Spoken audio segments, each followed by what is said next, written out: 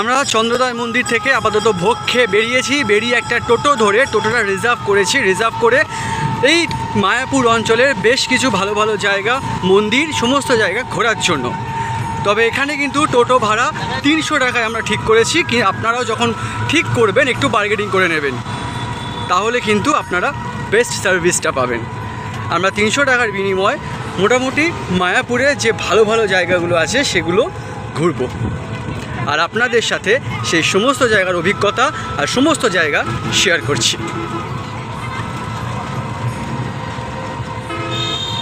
মায়াপুর মন্দির থেকে টোটো করে এই রাস্তা ধরে এলাম অনেক ভিতরে। এই রাস্তা ধরে এসে আমরা এখন ঢুকছি রাজা বল্লাল সেনের বাড়িতে। এটা রাজা বল্লাল সেনের রাজবাড়ি বলেই এখানে পরিচিত।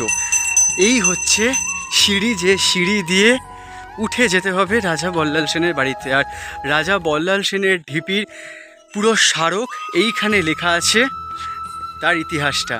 সেন বংশের রাজা বল্লাল সেনের নামাঙ্কিত এই বৃহদাকার ঢিপিতে ভারতীয় প্রত্নতত্ত্বের পর্যবেক্ষণ যা যা লেখা আছে সবটাই কিন্তু রাজা বল্লাল সেনের ইতিহাস। চলুন যাওয়া যাক রাজা বল্লাল সেনের এই জায়গাতে।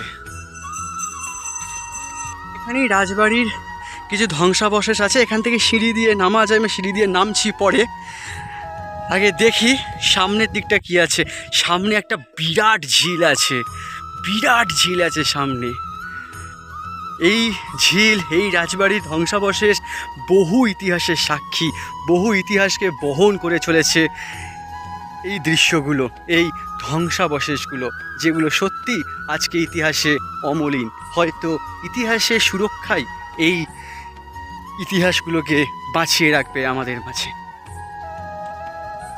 বল্লালদেবের রাজবাড়ির পিছন দিকে চলে এসেছি এই সিঁড়ি দিয়ে এসে। এই হচ্ছে পুরো বল্লালদেবের রাজবাড়ির ধ্বংসাবশেষ, এখন পুরোপুরি ধ্বংস হয়ে গেছে। আর ভিতর দিয়ে যেভাবে ইটের কড়িবর্গা ভুল কথা, ইটের দেওয়ালের মাঝখান দিয়ে নিয়ে যাই, সত্যি একটা তো হাড়হিম করা ব্যাপার আছেই হাঁটতে হাঁটতে। হয়তো এখন কাঠফাটা রোদ, তাই কিছু মনে হচ্ছে না, কিন্তু এটাই যদি শীতকাল হয় তখন তো একটু চাপ লাগবেই। এই হচ্ছে পুরো ভেতর দিয়ে প্রশস্ত রাস্তা, যেটা হাঁটার। আর এর বাইরে বেশ কিছু গর্ত দেখলাম, সেটা মনে হলো সাপের বাসা। যেহেতু এত পুরনো রাজবাড়ি, সাপের বাসা থাকতেই পারে।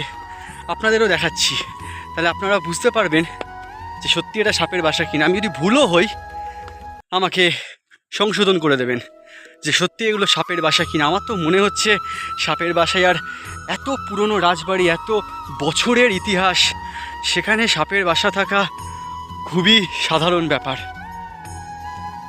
এই যে এই গর্তগুলো, আমার তো মনে হচ্ছে এগুলো সাপেরই বাসা। যদি সাপের বাসা না হয় আপনারা কমেন্টস বক্সে আমাকে জানাবেন যে এগুলো কী। আর এই হচ্ছে পুরো জঙ্গলপূর্ণ এরিয়া, একদম ঘন জঙ্গল, তার মাঝখানে এই বল্লাল সেনের রাজবাড়ি, যেটা এত শতাংশ বছরের ইতিহাস বয়ে নিয়ে চলেছে।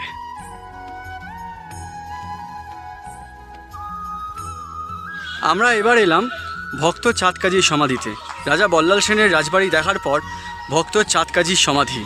আর ভক্ত চাঁদকাজীর সমাধির প্রধান বিষয়বস্তু হচ্ছে এই গাছটা। এটা দুটো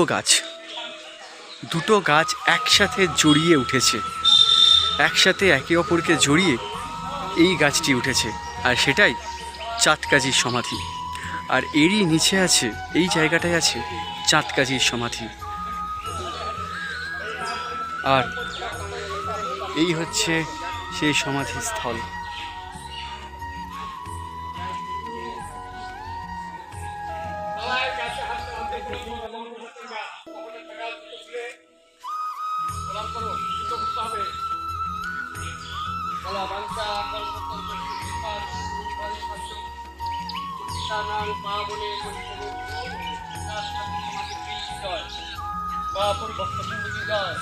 नदियाबासी की जय। पलटकर हरे कृष्ण कृष्ण हरे हरे, हरे राम राम हरे। একবার ঘুরে আসুন। কাজী সাহেবের গাছ দেখার পর আমাদের পরবর্তী ডেস্টিনেশন মায়াপুর শ্রী চৈতন্য মঠ। এই হচ্ছে মায়াপুর শ্রী চৈতন্য মঠের গেট, অবশ্যই এটা 3 নম্বর গেট। আমাদের 3 নম্বর গেট দিয়ে ঢুকতে হয় আর বেরোবো 1 নম্বর গেট দিয়ে। কিন্তু দুঃখের বিষয় মন্দির এখন বন্ধ, মন্দির 3:30-র আগে খোলে না, আর এখন আমাদের ঘড়ির কাঁটা বলছে 2:50 সেই জন্য মন্দিরের ভেতর ঢুকতে পারবো না। অবশ্য মন্দিরের বাইরের কিছু জিনিস আছে যেগুলো দেখতে পারবো।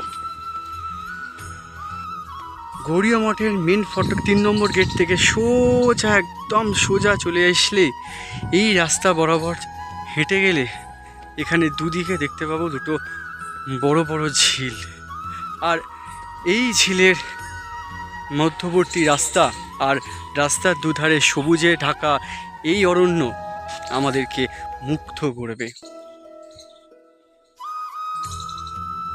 অবশ্য এখন দুপুরের সময় বলে হয়তো আমি ভিডিও করতে পারছি, কিন্তু এখানে বড় বড় করে নোটিশ দিয়ে দিয়েছে এখানে কিন্তু কোনো রকম ধূমপান, ফুল ফল তোলা বা সাইকেল চালানো, ফটো তোলা, মোবাইল ব্যবহার করা, বহুক্ষণ বসে থাকা বা আলাপ চাইলে এগুলো কিন্তু সম্পূর্ণরূপে বন্ধ এবং অবৈধ। হয়তো এখন দুপুরের টাইম বলে আমি হয়তো করতে পারছি, কিন্তু আপনারা যদি যখন মন্দির খোলা থাকবে তখন যদি আসেন, করার চেষ্টা না করাই ভালো। তাতে মনে হয় এখানে যে পাখিরা আছে, এখানে যে ছোট ছোট পশুরা আছে তাদের বিঘ্ন ঘটবে, সেই জন্যই এই রকম ব্যবস্থা তাদের জন্য। তাই আপাতত ফিরে আমি ব্লগটা কন্টিনিউ করছি। কালকে সেই চৈতন্য গৌড়ীয় মঠে যাওয়ার পর আমি আর ব্লগটা কন্টিনিউ করতে পারিনি, কারণ আমার ফোনটা পুরোপুরি ডেড হয়ে গেছিলো, পুরো ফোনটা আমার সুইচ অফ হয়ে গেছিলো আর সুইচ অন করতে পারিনি, সেই জন্য আমি আর ব্লগটা কন্টিনিউ করতে পারিনি। আমি মায়াপুর থেকে ফিরেছিলাম রাত 11টায়, আর ফিরে আর ইচ্ছা হয়নি ব্লগটা কন্টিনিউ করব, তাই আজকে কন্টিনিউ করছি। আর কালকে যখন মায়াপুর থেকে ফেরার পর কিন্তু প্রচণ্ড ক্লান্তি এসে গেছিলো, কারণ একদিনের কখনোই মায়াপুর ট্যুর কিন্তু নয়। আপনারা যারা মায়াপুর ঘুরতে যাবেন বা মায়াপুর ঘুরতে যেতে চাইছেন তারা কখনোই একদিনের ট্যুর নেবেন না, তারা একটা দিন ওখানে স্টে করবেন। আপনারা যদি সকালে যান, সকালে গিয়ে ওখানে আপনারা ভবনেই থাকতে পারেন, কারণ বাইরেও অনেকে ভাড়া নেওয়ার কথা বলবে, হোটেল ভাড়া নেওয়ার কথা বলবেন, সেটা আপনাদের ব্যক্তিগত রিস্কে আপনারা ভাড়া নিতেই পারেন, তাতে কোনো অসুবিধে নেই। কিন্তু আমি সাজেস্ট করব আপনারা ভেতরের ভবনে থাকুন, সেটা অনেক সিকিউর একটা জায়গা, অনেক ভালো একটা জায়গা ভিতরের ভবনগুলো। আর ভিতরের ভবনে থেকে তারপর আপনারা সকালবেলা ভোগের কুপন কাটার পর আপনারা বেরিয়ে পড়ুন সাইট সিনগুলো ঘোরার জন্য, যেগুলো বল্লাল সেনের বাড়ি, শ্রী চৈতন্য গৌড়ীয় মঠ, প্রচুর ওখানে গৌড়ীয় মঠ আছে, সেই সমস্ত গৌড়ীয় মঠগুলো ভিজিট করুন। কারণ ভোগ হওয়ার পর কিন্তু সমস্ত মন্দির বন্ধ হয়ে যায়, সমস্ত মঠ বন্ধ হয়ে যায়, আপনারা কিন্তু কোনো মঠ দর্শন করতে পারবেন না। বাইরেটা ঘুরতে পারবেন কিন্তু ভিতরে ঢুকতে পারবেন না। যেমন আমরা ভোগ খাওয়ার পর বেরিয়েছিলাম, আমরা কোনো মঠের ভিতরে ঢুকতে পারিনি, মানে মন্দিরের ভিতরে, বাইরেটাই ঘুরতে পেরেছি। আপনারাও যাতে সেই শিকার না হন, তাই আপনারা ভোগের কুপন কাটবেন, কুপন কেটেই কিন্তু আপনারা সাইট সিনে বেরিয়ে পড়বেন। সাইট সিন করার পর আপনারা ভোগ খেয়ে এসে তারপর আপনারা একটু বিশ্রাম নেবেন ভবনের ঘরে।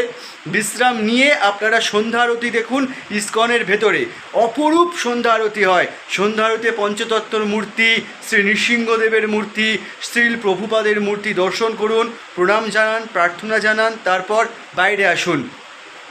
ইস্কন মন্দিরের ভিতরে, মানে বাইরের প্রাঙ্গণটায়, মন্দিরের বাইরে নয়, গেটের ভিতরে যে প্রাঙ্গণটা আছে সেই প্রাঙ্গণে ঝলমলে মার্কেট, মানে ঝলমল করছে মার্কেটে, এত মার্কেট ওখানে। সেই মার্কেটটা সারা সন্ধে আপনারা মার্কেট ঘুরতে পারবেন, এবং তারপরেও ভিতরে অনেক মল আছে, সেই সমস্ত মলগুলো ঘুরতে পারবেন। মার্কেট আর মল ঘুরতে ঘুরতেই আপনাদের পুরো সন্ধেটা কেটে যাবে। তারপর রাতের ভোগ খান মন্দিরের ভিতরে বা বাইরেও খেয়ে আসতে পারেন। ভোগ খেয়ে এসে ভবনে রাত কাটিয়ে, ভবনের ঘরে যেটা আপনারা ভাড়া নেবেন সেটায় রাত কাটিয়ে আপনারা সকাল সকাল বেরিয়ে পড়ুন নবদ্বীপের উদ্দেশ্যে। নবদ্বীপে বিভিন্ন শ্রী চৈতন্য মহাপ্রভুর মন্দির আছে, সেই সমস্ত মন্দির আপনারা ভিজিট করুন, সেই সমস্ত মন্দির ঘুরুন। ঘোরার পর আপনারা ট্রেন ধরে বাড়ি চলে আসতেই পারেন। আর হ্যাঁ, হাওড়া থেকে কিন্তু কাটোয়া লোকাল ধরে আপনারা আসতে পারেন শ্রী চৈতন্য মহাপ্রভুর এই মায়াপুর স্থানে। আপনারা যদি কাটোয়া লোকাল ধরে আসবেন নবদ্বীপ ধাম, আর নবদ্বীপ ধাম থেকে স্বরূপগঞ্জ ঘাটে আসবেন।